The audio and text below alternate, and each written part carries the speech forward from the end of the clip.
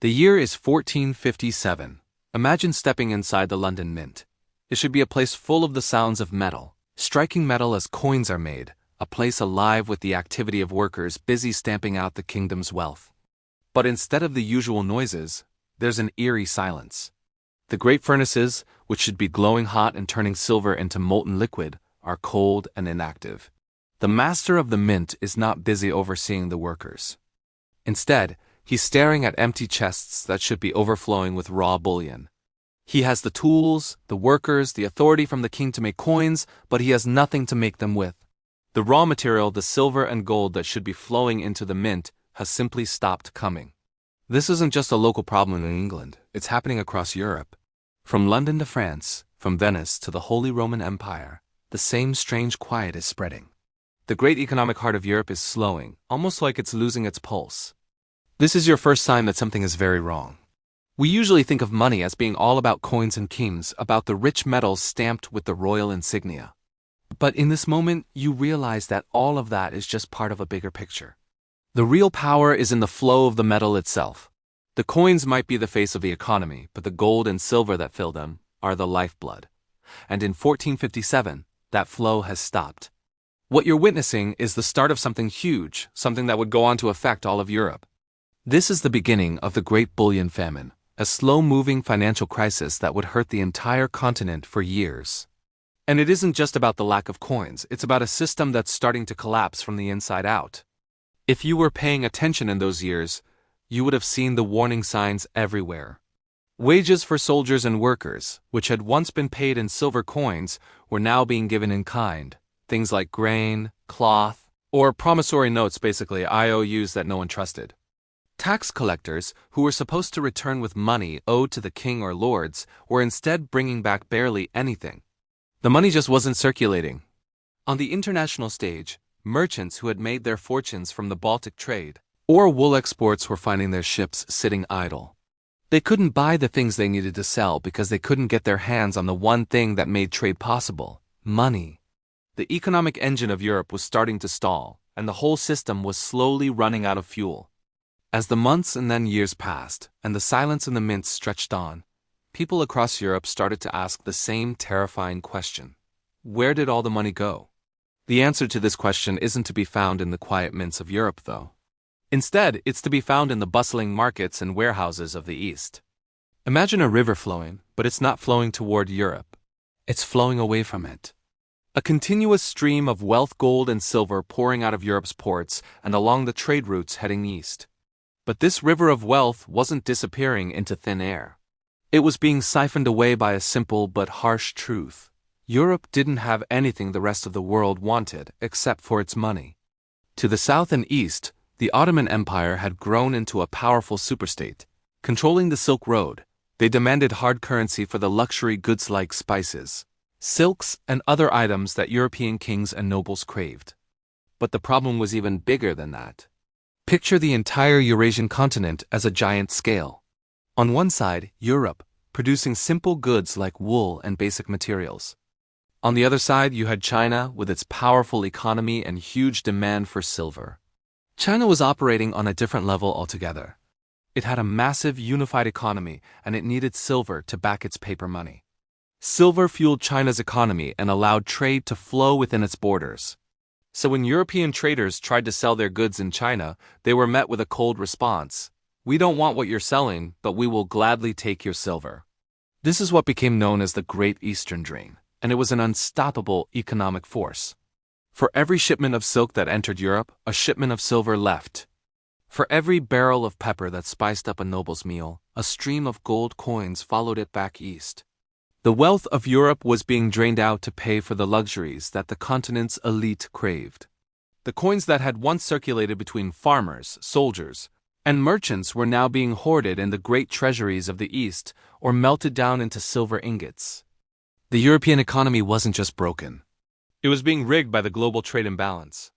Europe was at the wrong end of that trade scale, with nothing of true value to offer except its precious metal. Their very financial lifeblood was being siphoned off, leaving the veins of commerce back home starved and empty. So what did it feel like when the money started to disappear? It was like a slow, suffocating regression. The crisis that started in the cold, silent mints spread across Europe, reaching every part of society. Slowly, Europe was pushed back into a situation that seemed to belong to a much earlier time. Instead of using coins to pay for goods and services, people started to return to barter. It was like the modern economy was going backward. This was the first major depression in history. It wasn't just an economic downturn, it was a fundamental shift in how people traded and lived. With money, the thing that everyone thought they could count on, became unstable. The entire idea of value started to fall apart. With no gold and silver to pay soldiers, armies couldn't be maintained. Without pay, soldiers either mutinied or turned to banditry, making travel along Europe's roads dangerous. Trade, which had once been the engine of European prosperity, came to a halt. A merchant in Genoa couldn't pay his partner in Bruges because they couldn't find the physical currency to make the transaction. Without the money to pay for things, people turned to other forms of exchange.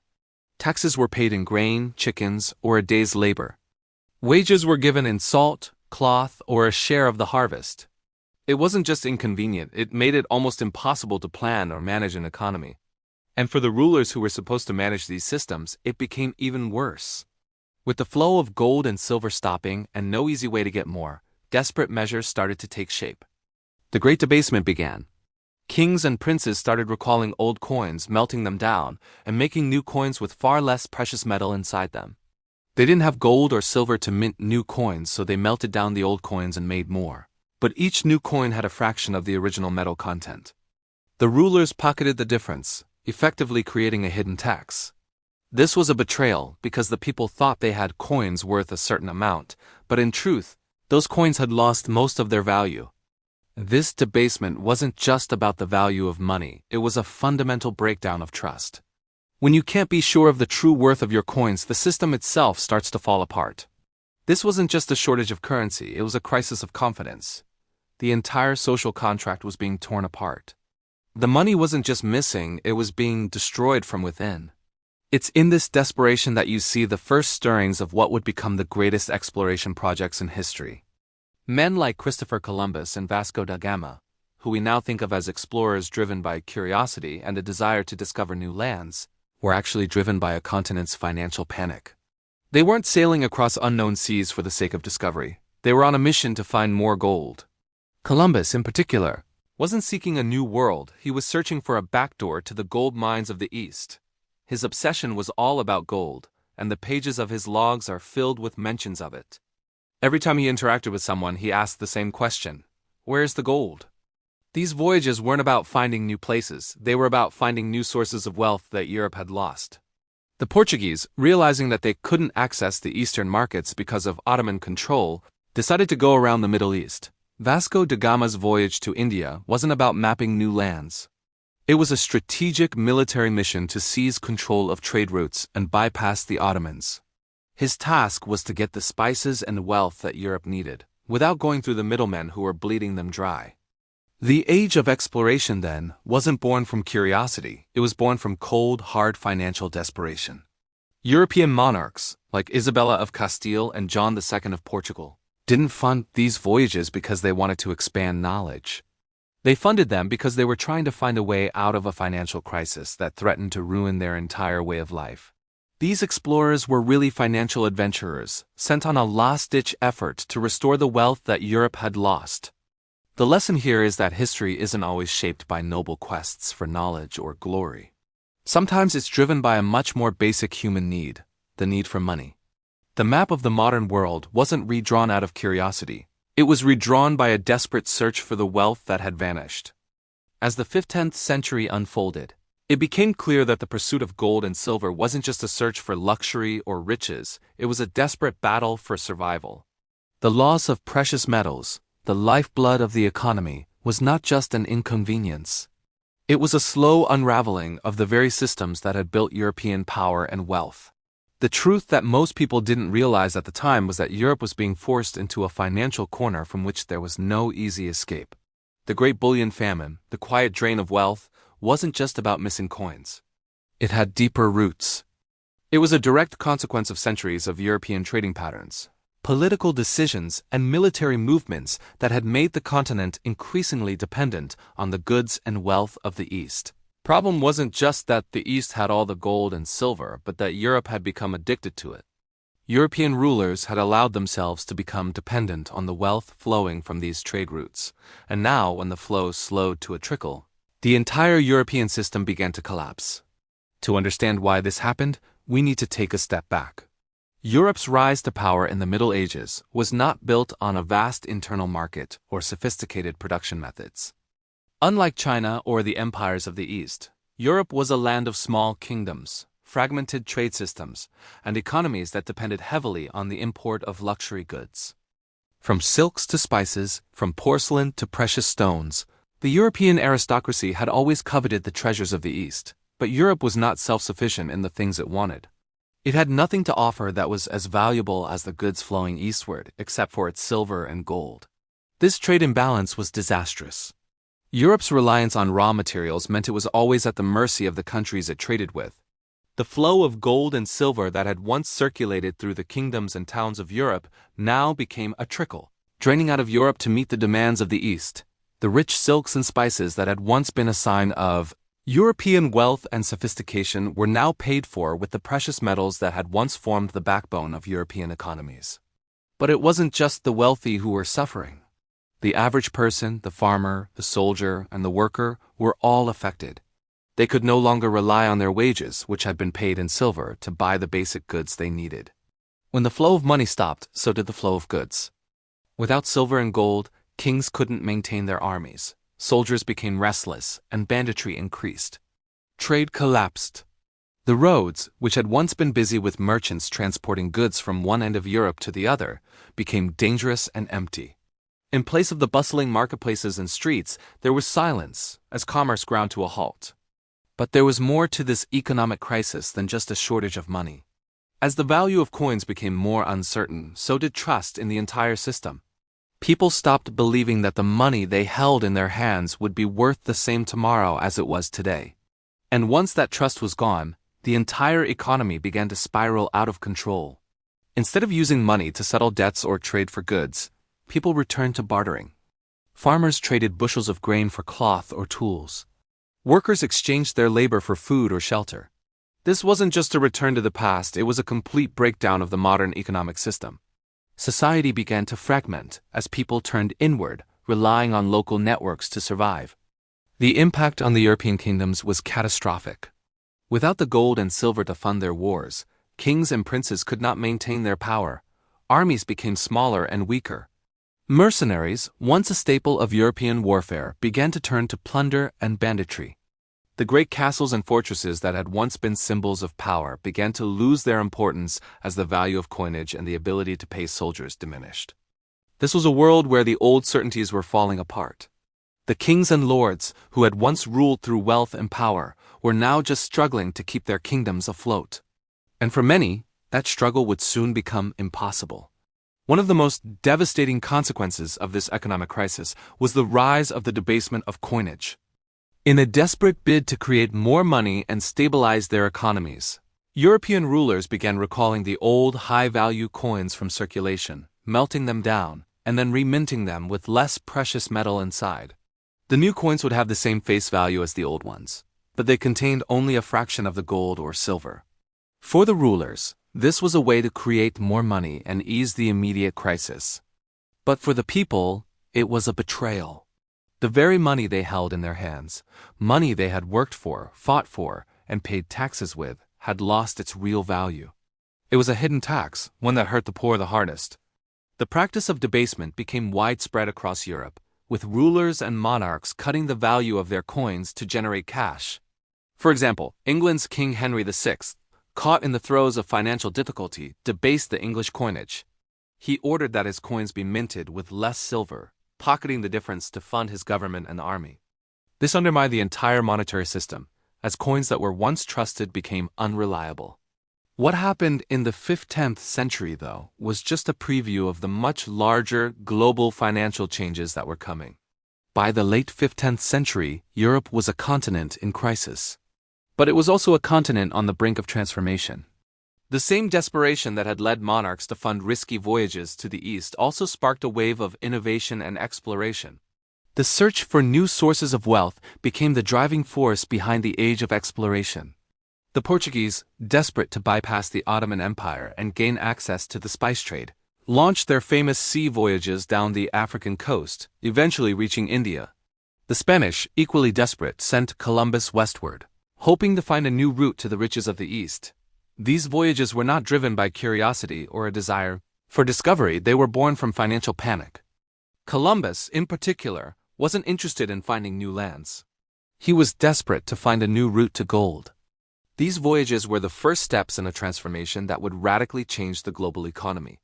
The search for new wealth sources led to the creation of new trade routes, the establishment of new colonies, and the eventual integration of the Americas into the European world. This, in turn, would set the stage for the rise of the Atlantic economy, which would ultimately shift the balance of power from the Mediterranean to the Atlantic world. But this transformation was not an easy one. It would be centuries before the new trade routes, fueled by the wealth of the Americas, could replace the gold and silver that had once flowed from the East. Meanwhile, back in Europe, the crisis continued to worsen. The debasement of coins, the collapse of trade, and the breakdown of trust in the financial system created a dangerous situation. The economies of the major European powers were in free fall. And as Europe's power began to wane, the East only grew stronger. The Ottomans continued to control the vital land routes to Asia, and China's economy remained solid and self-sufficient, with no real need to rely on European trade. The economic balance of power was shifting, and Europe was finding itself on the losing side. But for the first time in centuries, Europe's leaders had a glimpse of a way out. The search for new sources of wealth, whether through trade with the Americas, new maritime routes, or other avenues, was the spark that would light the fire of the modern global economy. These early explorations and the financial desperation behind them would eventually lead to the creation of a new world order, one that would set the stage for the rise of global capitalism, the exploitation of new resources, and the creation of a global economy that, while born out of financial desperation, would transform the world in ways no one could yet imagine. The quest for gold wasn't just about coins and trade, it was about survival. It was about finding a new way to pay for the luxuries of life. But more importantly, it was about securing a new place for Europe in a world that was rapidly changing. The old systems were crumbling, but from the ashes of Europe's financial crisis came the birth of a new era. The age of exploration was not a quest for knowledge, it was a quest for survival, driven by the most basic human need, the need for wealth. As we dive deeper into the financial and political turmoil that plagued Europe in the late 15th century, we start to see the early roots of a world that would be reshaped by these events. The immediate crisis, the shortage of precious metals, was only a part of a much larger picture. What began as a local shortage of bullion slowly became a worldwide reorganization of wealth, power, and influence. But it wasn't just the exchange of gold and silver that was at stake. It was the entire structure of medieval Europe, its economy, its political systems, and its place in the world that was being upended. The European response to the bullion famine, driven by panic and desperation, set in motion a series of events that would change the course of history. It's hard to overstate how transformative this period really was. The crisis in the mints wasn't just about a shortage of money, it was about the end of an era. The entire medieval economic structure, which had been built on the steady circulation of precious metals and the relationship between monarchs, their subjects, and the church, was beginning to collapse. The financial system that had been the backbone of medieval Europe was simply no longer viable. One of the most telling signs of this collapse was the widespread debasement of coinage. Monarchs and rulers, desperate for money to fund their wars, maintain their armies, and pay their debts, began to melt down their old high-quality coins and reissue them with less precious metal. This wasn't just an economic move, it was a political one as well. The ruling elites were systematically taking money from the people by reducing the intrinsic value of the coins in circulation, while maintaining their face value. It was a form of hidden taxation, and it affected everyone. Ordinary people were hardest hit because their savings were devalued overnight. But the effects of this financial instability weren't limited to Europe alone. As European powers grew more desperate, they began to turn their attention to the wider world.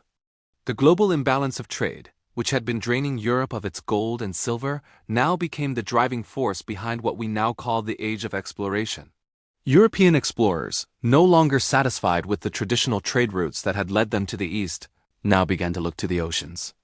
They were searching not just for new lands or new trade routes, but for a way to break free of the stranglehold the East had on Europe's economy.